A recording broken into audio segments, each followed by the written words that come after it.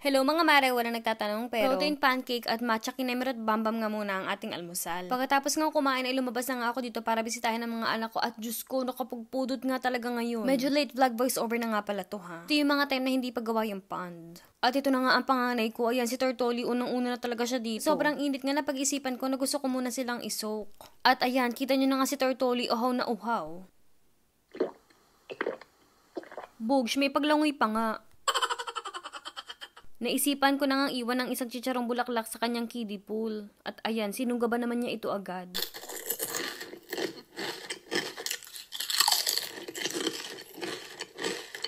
At bukang nabitin pa nga ata itong si Tortoli. Pagkatapos ko nga siyang madiligan ay aba, naisipan na nga umalis. Pagkagaling-galing talaga Tortoli.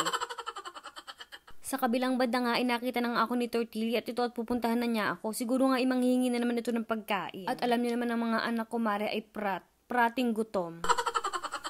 Inip na nga ata kakaantay si Tortili at ito naman sumunod naman si Tortali. Naka-open ang bakod ngayon mga mare ko pero si Tortili nga ay gusto niya ditong kumain sa gawin na to. Kaya hinayaan ko na nga lang din siya.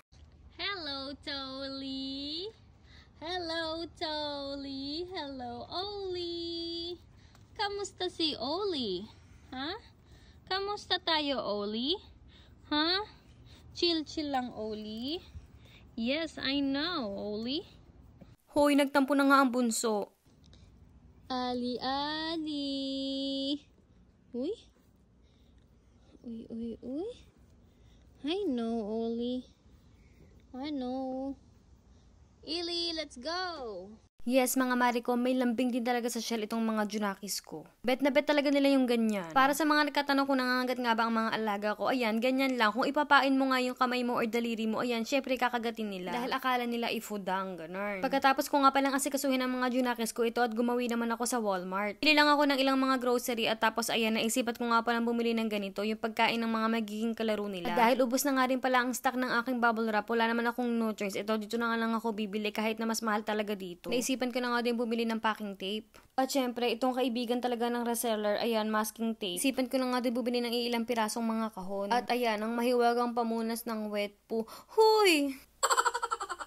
Pagka-uwi ko nga ng bahay ito, naisipan ko na nga gumawa ng paborito kong snack. Kadalasan breakfast ko na din. Ito na nga pala yung main ingredients. Ayan, gatas, tapos chia seeds. Chia pudding nga pala yung gagawin ko. Uy, itry nyo to mga marat pagkadali-dali lang. Ayan, naglagay lang ako ng gatas. 1/2 cup lang to. Pagkatapos ng gatas, ayan, ihahalo ko naman yung chia seeds natin. Total of 2 tablespoon lang bawat isa. Pagkatapos ay halu-haluin mo lang mga ito. At pagkatapos naman yan, hinayaan ko lang ang itong mababad ng mga 5 minutes lang. At pagkatapos ng 5 minutes, ayan, binalikan ko lang mga ito at halu-haluin ko naman na ulit. At ito na nga ang pinakamasayang part, ire-ready ko na yung mga toppings ko. At nauna na nga dito ang mangga at ayan nga, tini-slice-slice ko na. At ayan nga mga mare ko, at ikikemer at babam ko na nga siya gamit ang baso. O ayan, bugs, nakuha na. At sumunod naman mga mare ko, ayan, inire-ready ko na din ang strawberry.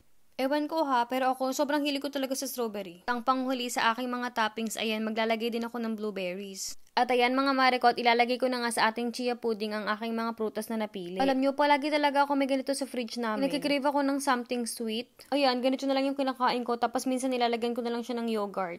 Oh, bugs, ayan, diba? Napakadali lang niyang gawin at ang cutie patuti naman niya. Perfect din tong pang breakfast sa mga busy tao para gagawa ka ng gabi tapos kinabukasan o diba, kakainin mo na lang siya. At ayan, mga mare ko, tapos na nga pala akong gumawa ng chia pudding. Gusto niyo pang malaman kung ano pa yung mga healthy snacks na kinakain ko, let me know in the comment section and I'll share it with you guys. Thank you for watching and don't forget to follow my page and subscribe on my YouTube channel. Thanks again and see you on my next one!